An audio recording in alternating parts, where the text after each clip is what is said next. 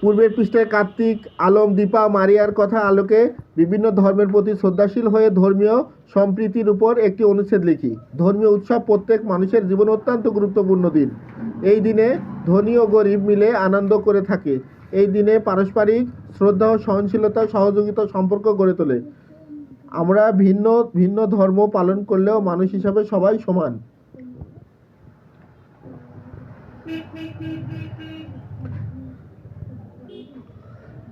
একই পাড়ায় বসবাস করে জমির মিয়া ও কলম দে প্রতিবেশী হিসাবে মিলেমিশে থাকার সুনাম রয়েছে তাদের।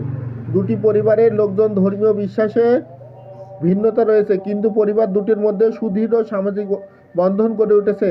তারা একে অপরকে খুবই সম্মান করে, একে অপরকে ধর্মীয় বিশ্বাস শ্রদ্ধা করেন। তার ধর্মীয় আচার অনুষ্ঠান নিয়ে কখনো কোনো বিতর্ক করেন না। একে অপরের সুখে আনন্দ অনুভব করেন এবং সুখ দুঃখ সহমর্মী হন। কেউ বিপদে পড়লে সহযোগিতা করেন, এগিয়ে আসেন। একে অপরের ধর্মীয় কাজে সহনশীল হন।